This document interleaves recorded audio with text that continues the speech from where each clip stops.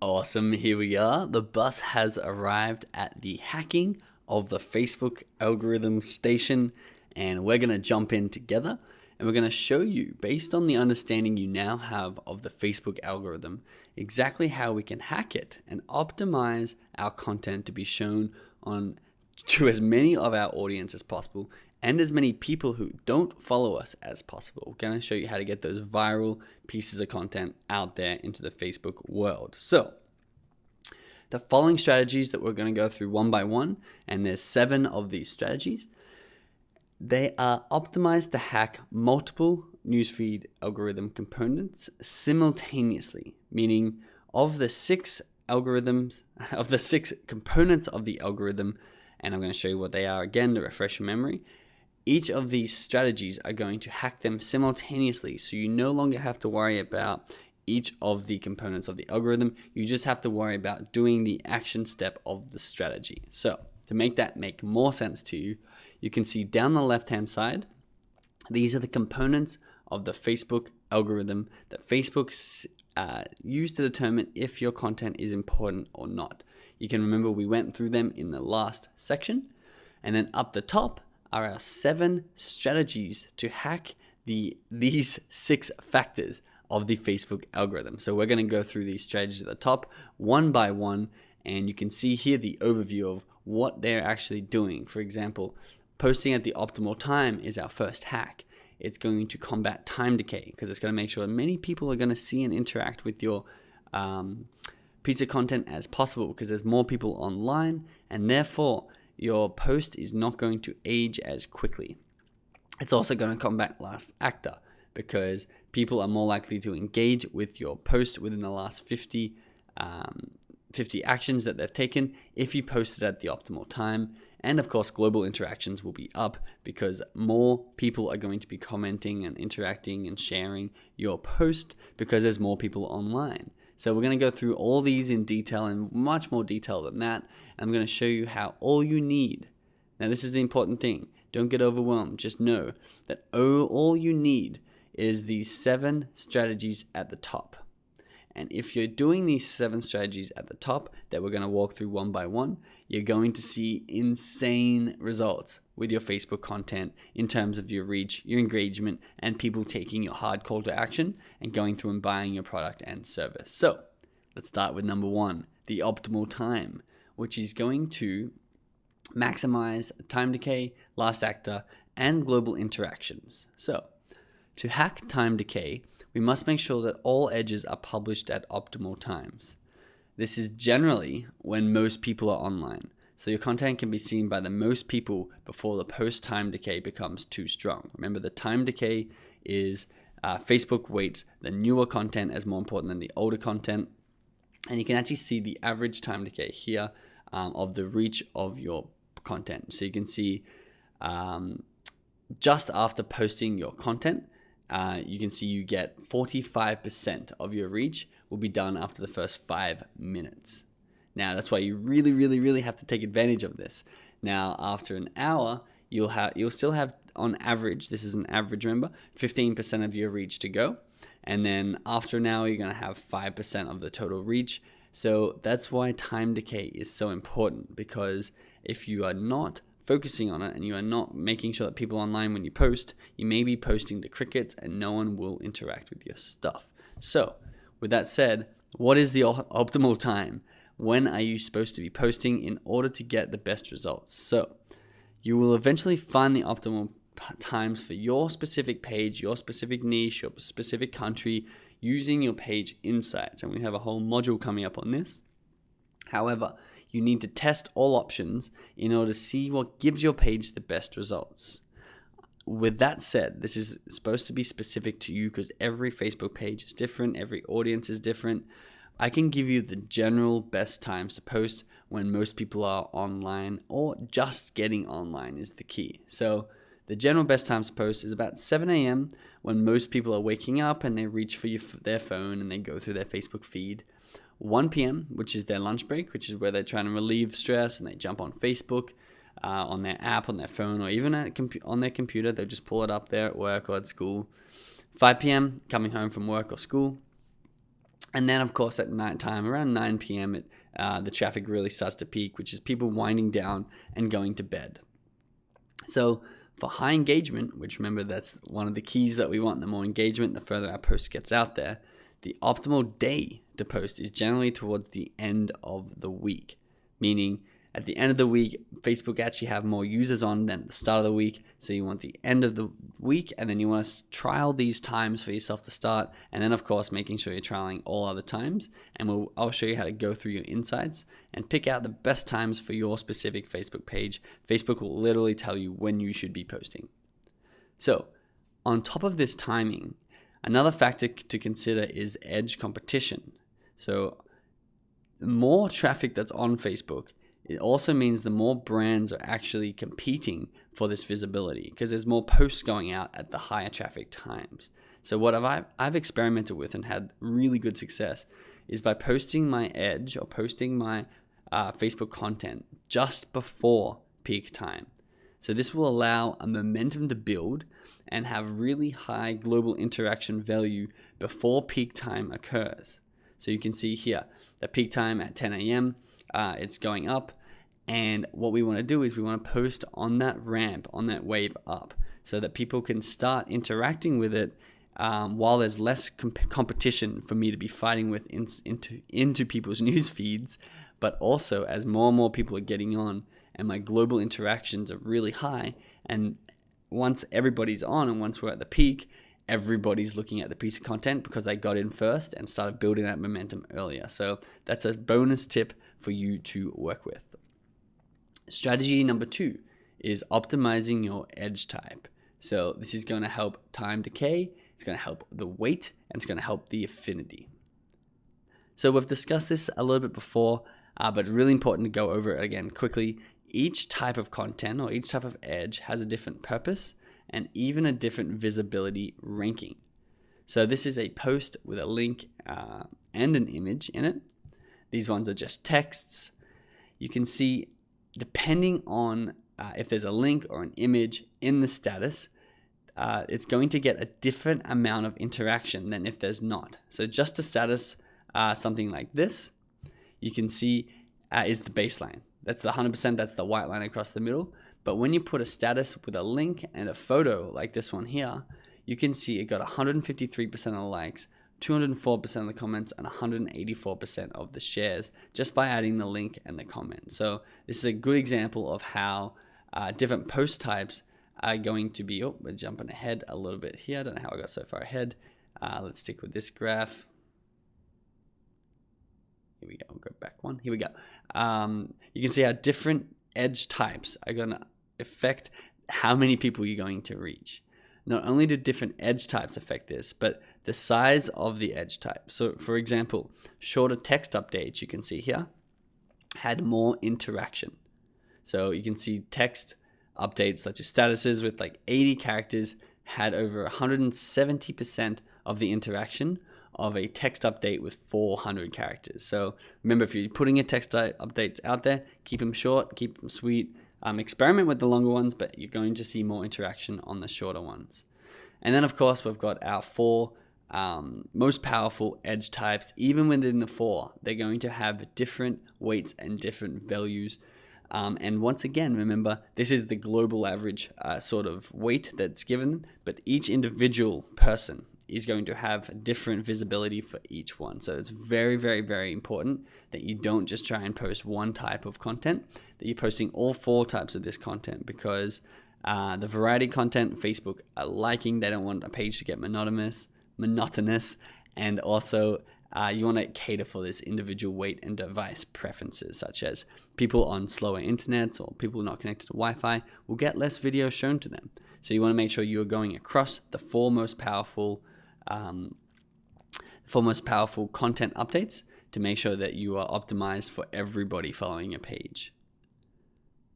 Cool. With that said, the big one and a simple one, this is going to change your Facebook page trajectory, and it's so easy and so simple to do.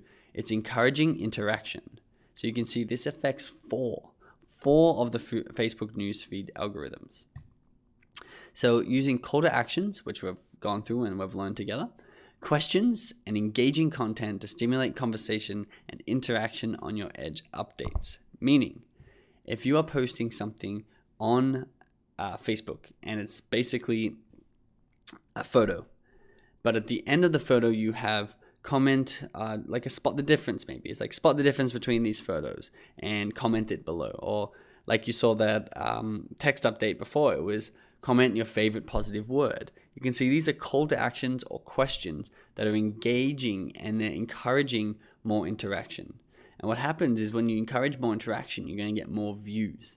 And when you get more views, it's going to be a self-fulfilling cycle of then getting more interaction. And then you're going to get more views and more interaction. And this post is just going to spiral out of control, and in a good way, just going to bring back brand new leads who've never heard of your business, never heard of your page or anything to do with you before, just because you've hacked into this little cycle of views and interaction, you're going to be getting more and more people seeing it, more and more people interacting with it, and you're going to get more exposure for your page and your content, and people are going to come back and start following you. So this is a really big one to make sure that you have a very simple, it doesn't have to be complex, and we're going to go through examples of this, call to actions and questions and engaging content. So we'll just let this animation run out one more time. Boom, there we go. So now I've got edge spacing. This is another simple but very, very powerful strategy to take into account. And remember, don't have to use all of these strategies at once. It's so unnecessary. If you just use one of these strategies, you are way ahead of your competitors who don't know about these things. If you use all 7 of these strategies at once, congratulations, you have a viral post. But don't put too much pressure to remember every single one of these things and try and fulfill it with every single post. A good way to get a lot of fans is to post quite frequently, which we're going to go through in a second. So we don't need to make sure every single update is fully optimized like this, but we just need to make sure that we are optimizing as much as possible using 1, 2, 3, 4 of these strategies for each piece of content. So edge spacing is going to help with affinity and last actor.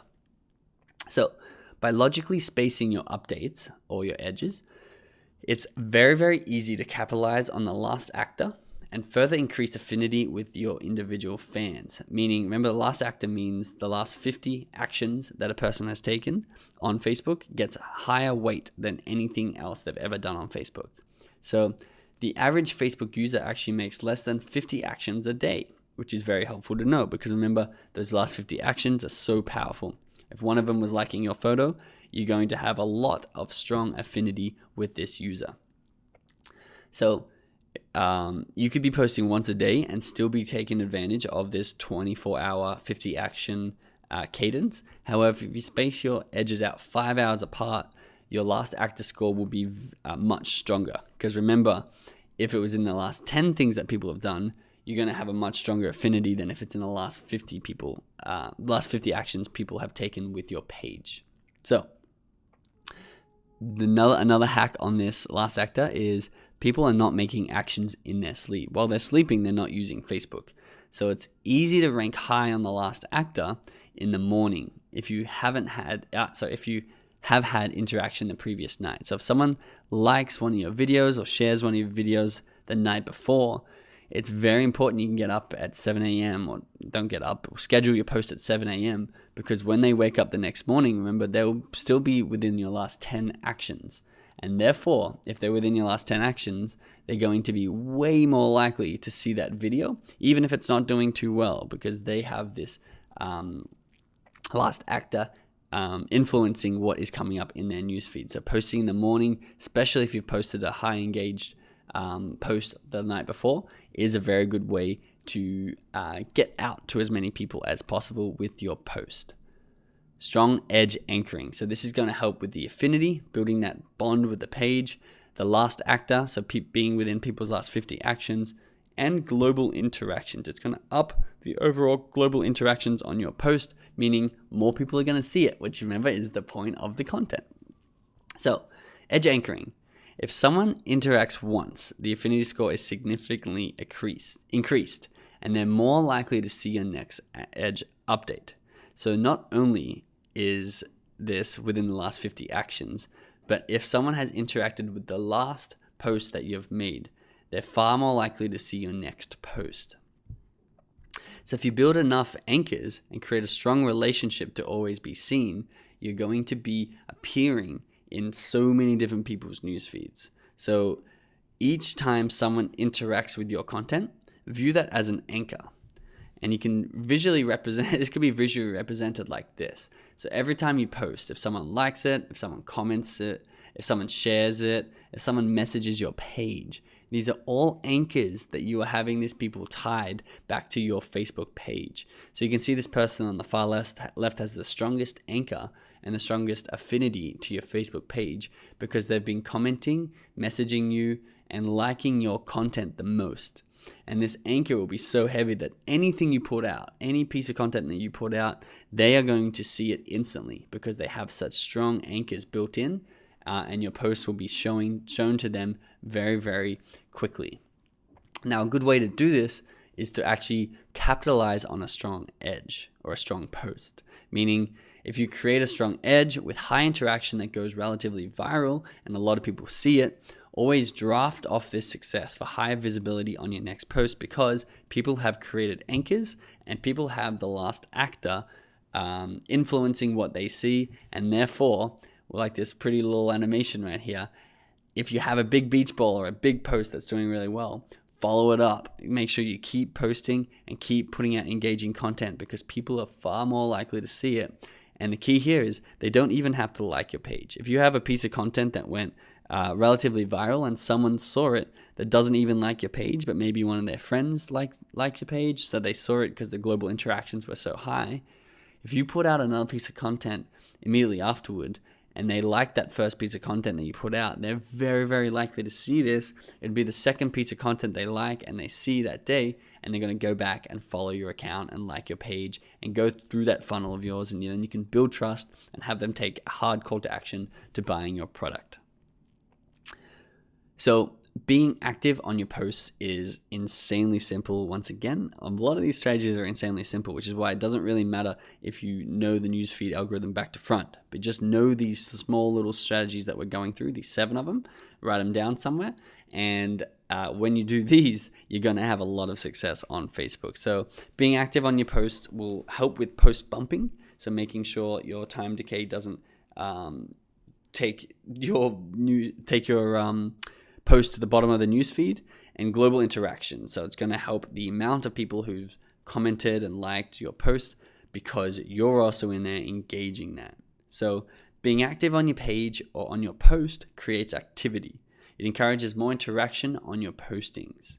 So something like liking your own posts, just like this, a simple like or a love or anything, is going to increase the amount of global interactions that have been taking place on your post.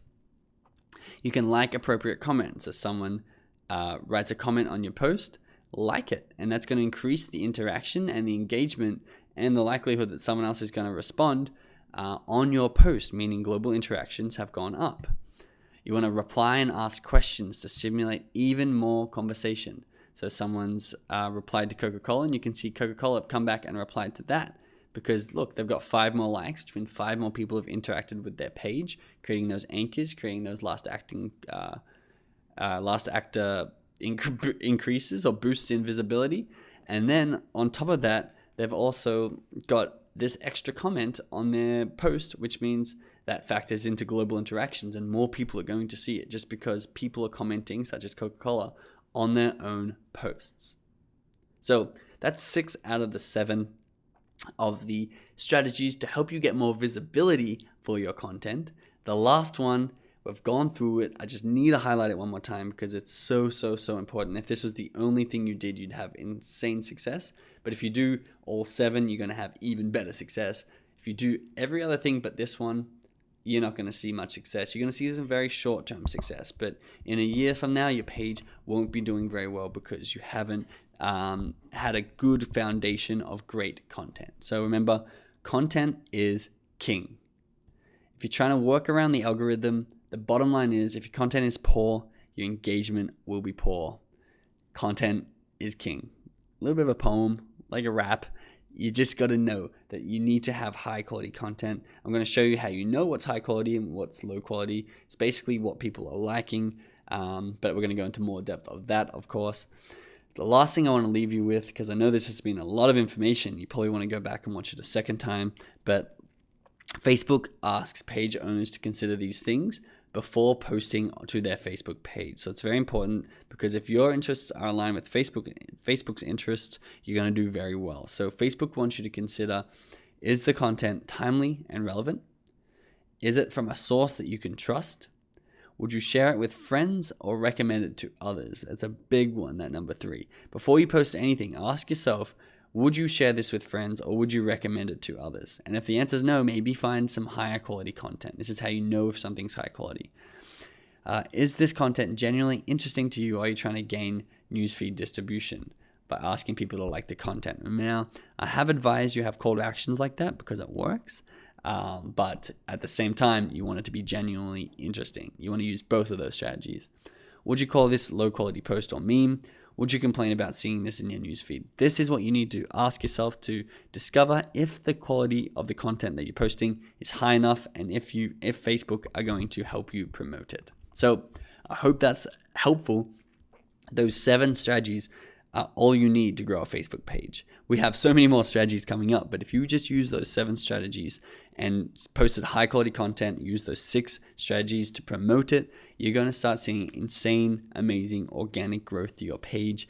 And then once again, remember, you can start putting the posts out that have hard call to actions that are helping people go from your Facebook page or seeing your Facebook content all the way through to buying your product or service. And if you can use these strategies on those hard call to action posts, it's going to blow up. And so you don't just need to do this for the ones that are engaging or educational. You also want to do it, or more likely are going to want to do it for the hard call to action one. So go out there and try it, experiment with it, and tell me how good these results are, because I know they're going to be awesome.